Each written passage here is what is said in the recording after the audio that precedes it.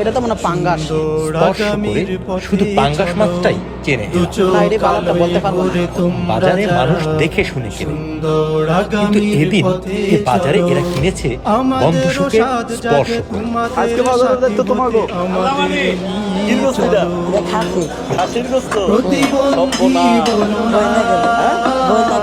ভয় লাগে। এটা মুরগি ভালোই বড় আছে, অনেকটা পাঙ্গাস একটু বেশি খাওয়ায়, সব মাছ কি ওরা বলতেছে পাঙ্গাস। একটা দারুণ ব্যাপার খেয়াল করলাম, কোনো বিক্রেতাই এদিকটায় এদের ঠকানোর চেষ্টা করে। মাপে একটু হলেও বেশি দিয়েছে, মাংস বেছে দিয়েছে, মাছটা নিজেরাই দেখে দিয়েছে।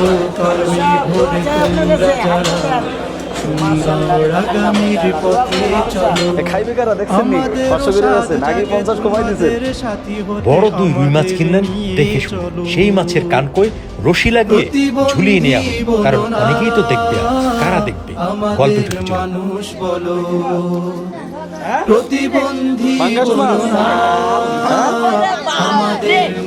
এটা কি মাছ রবিউল? এটা পাঙ্গাস না? কি মাছ এটা বলো?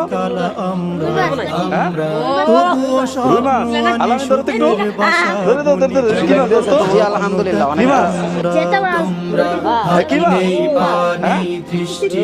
কেমনে বুঝলা?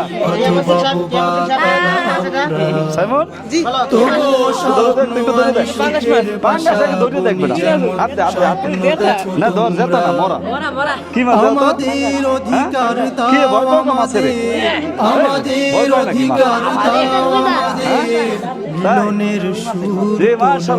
খুশি তোমরা? আজকে খাওয়া যাবে ইনশাআল্লাহ নাকি? আস্থা ও ভালোবাসায় প্রতিবন্ধী বলো না ব্র্যান্ডের স্বীকৃতি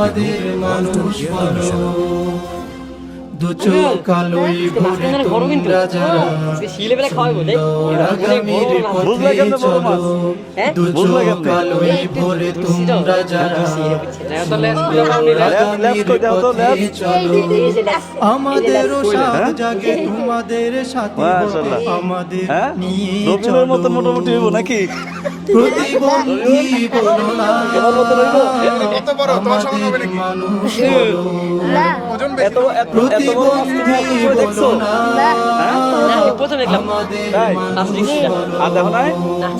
ঠিক আছে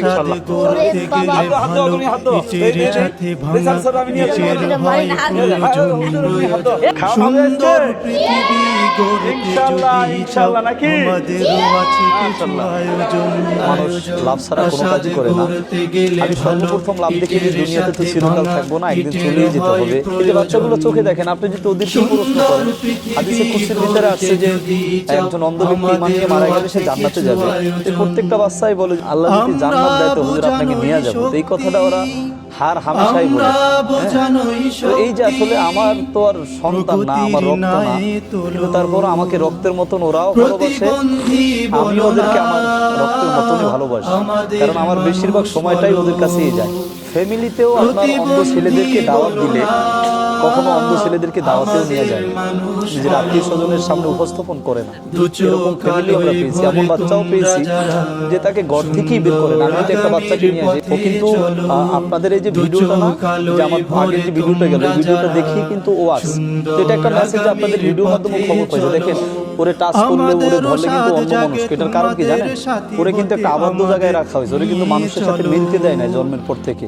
এই জন্য ওকে যদি আপনি ধরেন না, হাতটাকে সিটা মারবে। এখন একটু স্বাভাবিক হচ্ছে আস্তে আস্তে, কিন্তু ওরা কেউ টাচই করতে পারতো না আমাদের শুরু। এই দেখছেন, এই যে ওরা ধরছে কিন্তু হাতটা ছাড়াই দিতেছে। আমাদের ধরেন 70-80 কেজি শরীরে ওজন আছে, ধরেন আমার গায়ে 63-64 কেজি ওজন আছে। আমার চোখের ওজনটা কত হবে জানেন? 6 আউন্স বা 5 আউন্স, মানে এটা আপনি গ্রামের থেকেও কম, মানে আমাদের চোখে। আপনি দেখেন এই পুরো শরীরের মধ্যে এই ছোট্ট একটু জিনিস যদি না থাকে তো পুরো পৃথিবীটা আপনার কাছে অন্ধকার, একদম পুরোটাই। আপনি মানে এই যে এখান থেকে সিঁড়ি থেকে নামবেন, আপনি কারো সাহায্য ছাড়া নামতে পারবেন না। ওরা কখনো বলে না যে আমরা চোখ দিয়ে দেখি। এইটা খুব, আমি ওই দিনকারও জিজ্ঞাসা করলাম, এই তোমরা আল্লাহর কাছে দোয়া করো না চোখের জন্য? কারণ যদি 50-60 বছর জিন্দেগি তো কেটেই যাবে, তো এই চোখ দিয়ে হবে কি? দিলে কি আর না দিলে কি? দেখতে তো সবারই মন চায় ভাই, কার না মন চায়? আপনাকে যদি 1 ঘন্টার জন্য বলা হয় যে চোখ অফ রাখো, তো এটা তো অসম্ভব একটা কাজ না, এটা তো কঠিন কাজ। আলহামদুলিল্লাহ আমি এই বাচ্চাদেরকে মাঝে মাঝেই প্রশ্ন করি, যেমন সবে বলতে রাত্রে গেছে যে দোয়া কবুলের রাত, তোমরা এটা দোয়া করো না, তো এরা নিজের চোখের আলোর জন্য কখনোই দোয়া করে না, কারণ এইটাও তারা বুঝে গেছে অলরেডি যে আসলে এই দোয়াটা করলে মনে হয় অবঞ্চিত হবে, মা এইটা মনে করে ওই রকম গ্রহণযোগ্যতা পাবে না বা আল্লাহ হয়তো কবুল করবে না, আমার যেটা মনে হয় এই জন্য ওরা করে না। আর মন থেকে এটাও হতে পারে যে আল্লাহ যেহেতু একটা সময় আমাদের নিয়েই গেছে, টাইম মোটামুটি ধরেন এই বাচ্চাটার বয়স 12-13 হয়ে গেছে, মোটামুটি ওর বয়স থেকে 12-13 বছর, এখন বলে যে বাকি জীবনটা ইনশাল্লাহ এভাবেই কেটে যাবে, আমাদের হুজুর এই চোখের দরকার নাই, দুনিয়া থেকে কোনো রকম ওই পারে গেলেই তো আমরা মানে আমাদের জন্য একটা সার্টিফিকেট আছে, তো সেই হিসেবে ভালোই ভাই আপনার, আমি তো চোখের দ্বারাই গুণাটা বেশি করি। না খাওয়াই দিতে মানে নাও আকুর এই যে খাও মাশাআল্লাহ। কেমন লাগে? ভালো লাগে। হ্যাঁ ভালো কেমন লাগে। লাগছে ঠিক মতন? জি হ্যাঁ জি। আমেরিকা প্রবাসী একজন ওমান প্রবাসী আর বাংলাদেশের এক দম্পতি আজকের মাদ্রাসার খাবারের আয়োজনটি করেছেন। নাম এবং ঠিকানা প্রকাশে অনিচ্ছুক তারা, কৃতজ্ঞতা তাদের জন্য। যে ব্যক্তি আল্লাহর উপর ভরসা করে আল্লাহই তার জন্য সহজ করে দেন। আর অমা মিং দাব্বাতিং ফিল আরদিল্লা আলাল্লাহি রিজকুহা, যে প্রত্যেক প্রাণীর রিজিকের ব্যবস্থা আল্লাহ পাক করে দেন। দেখেন এই যে এতগুলো মানুষ এখন এখানে খাইতেছে থাকতেছে, শুরুটা কিন্তু এরকম ছিল না, শুরুটা একদম কষ্টকর, ছোট্ট একটু জায়গা নিয়ে আর ছোট্ট একটু জায়গা ভাড়া নিয়ে তারপর আমরা শুরু করছি অল্প টাকার মধ্যে। তখন আমার ধরেন মাসিক খরচ কত যাইতো 8-10 হাজার টাকা, কিন্তু এখন আলহামদুলিল্লাহ আমার প্রত্যেক মাসে প্রায় 5 থেকে 6 লক্ষ টাকা খরচ হচ্ছে মাদ্রাসায় প্রত্যেক মাসে। সে ব্যবস্থাপনাও আল্লাহ পাক করে দিচ্ছে, বাচ্চাদের জন্য কিন্তু টোটালি ফ্রি ব্যবস্থাপনা। আমরা আপনাকে আগেও বলছি এখনও বলি, আর আলহামদুলিল্লাহ ভিডিও দেখে অনেক বাচ্চাই আসছে। হ্যাঁ মিষ্টি খাইবে কে কে মিষ্টি? আমগো তো লাগে বিল্ডিং মাদ্রাসায়, কি লাগবে তোমার? এই কালারাই দিছি, হয়েছে? জি। কালো মাছটা আপনি বোঝেন কেমনে কোনটা কালো কোনটা সাদা? এই যে এটা কি এটা কি? কালোটা সাদাটা কি বেশি মিষ্টি আর সাদাটা একটু গোল, আর কালোটা একটু লম্বা, তার জন্য বুঝতে পারি। খাইছো? আর লাগবো?